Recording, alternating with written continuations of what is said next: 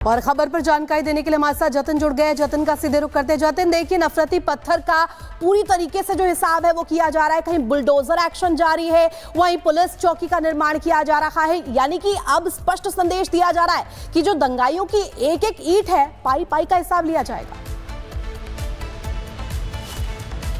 बिल्कुल, देखिए, संभल पुलिस का स्पेशल और स्पष्ट मैसेज है इसको लेकर कि जिन पत्थरों का इस्तेमाल पुलिस पर पथराव के लिए किया गया, अब उन्हीं पत्थरों का इस्तेमाल उन्हीं लोगों की सिक्योरिटी के लिए किया जा रहा है। और दीपासराय इलाके में बन रही चौकी उसका एक सीधा तौर पर उदाहरण है। दीपासराय इलाके की चौकी इसलिए भी महत्वपूर्ण है क्योंकि वहां पर एक टेम्परेरी चौकी थी, लेकिन वहां भी पुलिस बल नहीं बैठ सकते थे। इसको लेकर इस तरीके की बातें भी सामने आती है कि जब पुलिस वहां पर बैठती थी तो स्थानीय लोग अजगर वहां पर छोड़ दिया करते थे। और इस मामले में इससे पहले गिरफ्तारी भी हुई, लेकिन अब पक्की चौकी वहां पर बनाई जा रही है और उस चौकी की नींव डालने का काम बहुत तेजी से किया जा रहा है। और उसी नींव के जरिए उन पत्थरों का इस्तेमाल किया जा रहा है जो कि पुलिस पर पथराव के दौरान किए गए। न सिर्फ दीपासराय की चौकी बल्कि आने वाले समय में जो 38 चौकी का पूरा प्लान है पूरे संभल में, वहां पर इन पत्थरों का इस्तेमाल किया जाएगा। एक तो दंगाइयों को मैसेज देने की कोशिश कि पुलिस बल डरा नहीं है, वो हमेशा कानून को मुस्तैद रखने की कोशिश कर रहा है, एक मैसेज देने की कोशिश है। और दूसरी तरफ जो उपद्रवी है उनको पुलिस ये मैसेज देना चाह रही है इस पूरे घटनाक्रम के जरिए कि पुलिस कानून व्यवस्था को बरकरार के लिए जो संभव प्रयास होगा वो साफ तौर पर करेगी। एसपी संभल का साफ तौर पर कहना है कि आने वाले दिनों में हर उस चीज का इस्तेमाल किया जाएगा जो कि जरूरत के हिसाब से होगा। और यही वजह है कि चाहे वो दीपासराय इलाके की चौकी हो, हिंदू खेड़ापुर इलाके की चौकी हो, हर जगह उन पत्थरों का जो इस्तेमाल है वो साफ तौर पर एडमिनिस्ट्रेशन कर रहा है। इस वक्त मैं चौधरी सराय पुलिस पोस्ट के बाहर मौजूद हूं। तमाम जो सीनियर ऑफिसर्स हैं वो इस समय यहाँ पर हैं क्योंकि होली का त्योहार नजदीक है और तमाम जो अमन कमेटी की बैठक है आने वाले दिनों में कितना चैलेंजिंग संभल जो है वो होने वाला है, उसको देखते हुए तमाम जो रोड मैप है वो तैयार किए जा रहे हैं। क्योंकि होली यहाँ पर मनाई जाती है और जिस तरीके से दोनों समुदाय के बीच में पिछले कुछ समय से घटनाक्रम रहे, शांति की राह पर चलाने की कोशिश एडमिनिस्ट्रेशन की संभल को लेकर है, उसको देखते हुए तमाम जो कमेटियां हैं उनकी बैठक यहाँ पर साफ तौर पर चल रही है। कल एडीजी खुद यहाँ पर पहुंचे थे, उन्होंने भी तमाम जो सीनियर ऑफिसर्स हैं उनके साथ बैठक की थी।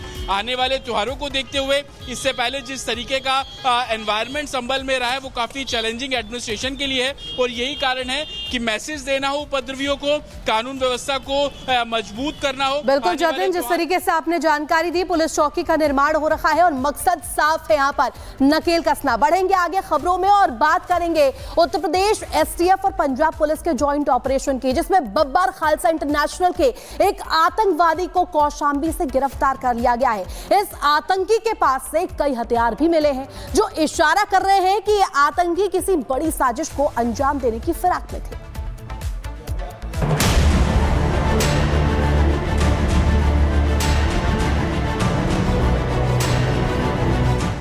तस्वीर में दिख रहा यह शख्स है लाजर मसीह, जो कि आतंकवादी संगठन बब्बर खालसा इंटरनेशनल का आतंकी है।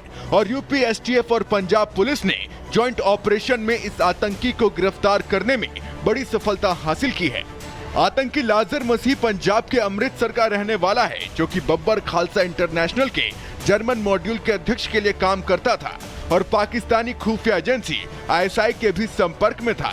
24 सितंबर 2024 को यह पंजाब पुलिस की न्यायिक हिरासत से फरार हो गया था। तब से पुलिस इसकी तलाश में जुटी हुई थी। संदिग्ध व्यक्ति जिसके ऊपर तमाम तरीके का आरोप है, उसको भी एटीएस के द्वारा गिरफ्तार किया गया है, एसटीएफ के द्वारा गिरफ्तार किया गया है। और ये अपने आप में हमारी कानून व्यवस्था सुदृढ़ होने का परिचायक है कि हमारी जो इंटेलिजेंस है, मैं समझता हूं कि उन्होंने भी अपने फर्ज का पूरी तरीके से निर्वहन किया। यूपी एसटीएफ और पंजाब पुलिस की टीम रात में कौशांबी पहुंची, जहां करीब 3:30 बजे जॉइंट ऑपरेशन चलाकर इस आतंकी को गिरफ्तार किया गया, जिसके पास से अवैध हथियार और विस्फोटक मिले हैं। 3 हैंड ग्रेनेड, 2 सक्रिय डेटोनेटर, 1 विदेशी पिस्टल और विस्फोटक पाउडर बरामद किया गया है। इसके अलावा इस आतंकी के पास से गाजियाबाद के पते वाला एक आधार कार्ड, बिना सिम कार्ड वाला एक मोबाइल फोन भी मिला है। आतंकी लाजर मसीह के पास से जो हथियार और विस्फोटक मिले हैं वो बताने के लिए काफी है कि यह किसी बड़ी आतंकी साजिश की फिराक में था।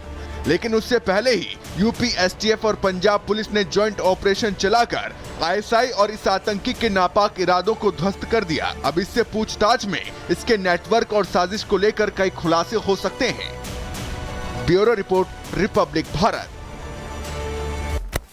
तो देखिए किस तरीके से उत्तर प्रदेश एसटीएफ और पंजाब पुलिस ने ये जॉइंट ऑपरेशन चलाया और जॉइंट ऑपरेशन को बड़ी सफलता यहां पर मिलती हुई नजर आई है। शिकंजे में अब बब्बर खालसा का आतंकी आ चुका है और अब कई जो राज है उनसे पर्दा भी हट जाएगा। ज्वाइंट ऑपरेशन यहां पर चलाया गया था, लेकिन ग्राफिक्स के जरिए आपको जानकारी दे देते हैं कि आतंकी के पास से क्या क्या मिला है। 3 सक्रिय हैंड ग्रेनेड यानी कि 3 एक्टिव हैंड ग्रेनेड मिले हैं। एक विदेशी पिस्टल भी यहां पर मिली इस आतंकी के पास से और कई चीजें बरामद की गई। एक करके आपको जानकारी दे देते हैं। 13 कारतूस विस्फोटक पाउडर भी मिला है। आप देखिए फर्जी आईडी कार्ड भी यहां पर मिला है। ये आधार कार्ड कैसे बनाया उसने और कौन कौन इसमें शामिल है, कई सवाल यहां पर खड़े होते हैं। लेकिन इस वक्त आपको बता रहे हैं कि मोबाइल फोन भी मिला है और आपको ये भी बता दें कि फर्जी आधार कार्ड डॉक्यूमेंट्स लगते हैं। फर्जी डॉक्यूमेंट्स उसने कहां से बनाए होंगे। 2 एक्टिव डेटोनेटर भी इस आतंकी के पास से बरामद किए हैं। आपको बता दें बड़ी सफलता यहां पर टीम को मिली है। यूपी एसटीएफ और पंजाब पुलिस की तरफ से ज्वाइंट ऑपरेशन चलाया गया था और इस वक्त हम आपको ग्राफिक्स के जरिए लगातार जानकारी दे रहे हैं कि आतंकी के पास से आखिरकार क्या क्या बरामद किया गया। लगातार उससे पूछताछ की जाएगी और कई बड़े जो खुलासे हैं वो होने की उम्मीद इस वक्त जताई जा रही है, क्योंकि उसके पास से काफी चीजें मिली है और ऐसे में वो पूरे इलाके को दहलाने की साजिश में था।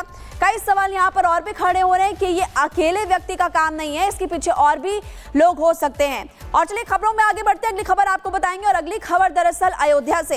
राम की नगरी अयोध्या में बेहद सख्त सुरक्षा व्यवस्था की गई है। आतंकी हमले की साजिश नाकाम होने के बाद से भी सुरक्षा एजेंसियां बहुत चौकन्नी नजर आ रही है। पुलिस और जांच एजेंसियां पकड़े गए संदिग्ध आतंकी के मददगारों की पहचान धरपकड़ के लिए अभियान में भी लगी हुई है।